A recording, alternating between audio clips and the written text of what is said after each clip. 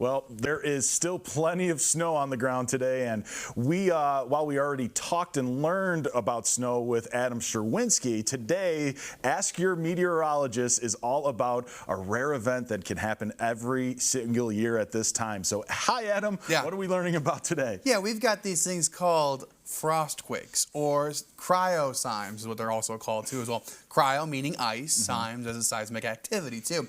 Really cool stuff. Now, good news is with the way the weather has been, we've been back and forth. We probably won't see any here in the near future. Good. Bad news is it's going to get cold again too. And I think we've already had some rumblings out there, pun intended, of some opportunities out there out on the other side of the Illinois River. So our friends out into Peoria, they're the ones that have run into that. So keep that in mind that we've already kind of seen this before. We've probably heard it before. You probably felt it or heard it before too at home. So what is it? What am I talking about? Ice quakes? Frost quakes? That sounds like a dessert. It does sound like a dessert for one. And frost quakes.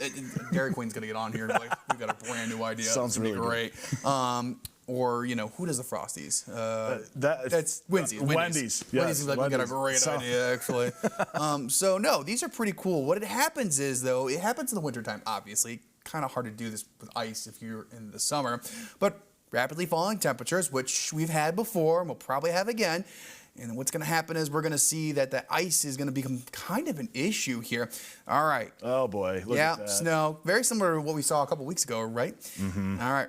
What happens is we have water underneath the soil, right? And that turns into ice when it gets too cold for too long here, too. Fortunately, with soil, it takes a bit before it finally freezes underground here. But it does happen, especially on long, cold stretches, which we've had stretches where we've had it where it barely gets to below zero or to zero some days. Yeah, and it started around. I mean, we've had those. Yeah. Not quite as long of those stretches we would want for cryoseisms. Good. But that's good. Still, these have happened before up in Chicagoland for sure. I think that's when you were talking about when you felt them before. Yeah, and I thought my window was breaking, but it was the ground cracking. So we know with ice, when it forms, water turns into ice, it expands, right? So what it does, it puts pressure on the soil itself. There's expansion happening, and also on the bedrock as well. So the pressure builds until both of those start cracking. As they crack, you get these loud booms and cracks, and you can hear them, and you can sometimes feel them too. Those are called your frost quakes or ice quakes. So really cool to see. I know we aren't really known for our seismic activity here in Central Illinois. In fact, when we do get our kind of earthquakes, they're almost headlining news for the day because they're so rare. Sometimes we get maybe a 3 on the Richter scale at most here. A lot of that activity happens in California or Alaska.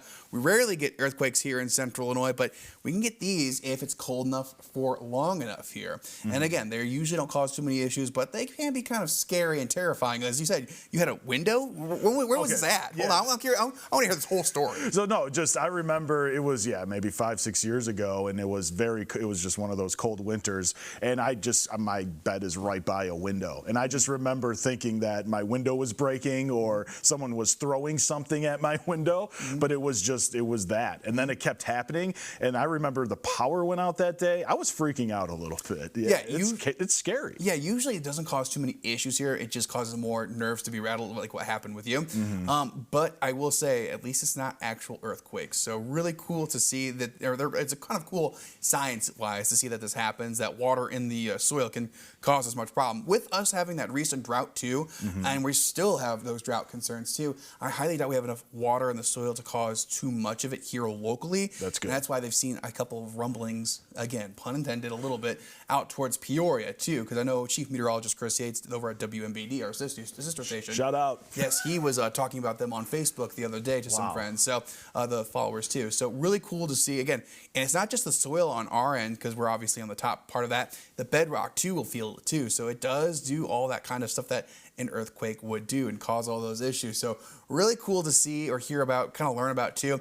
But again, very terrifying. We're just fortunate that the weather forecast hasn't been prolonged enough in the cold where we haven't had this issue just yet. We've actually had the thermometer start to go back and forth and back and forth. We had some of that snow melt already, so good signs for us here in Central Illinois for now. Again, we just started meteorological winter. We still have to get through January, February, and March too. And that was with all the snow and the cold weather, it was just, it's like, did winter just hit us like a bunch of bricks? It's so fast, and I don't know if I'm ready, Adam. I don't know if I'm ready for this. And luckily today was a little warmer, so. Well, don't get too used to it, Tommy. I'm sorry.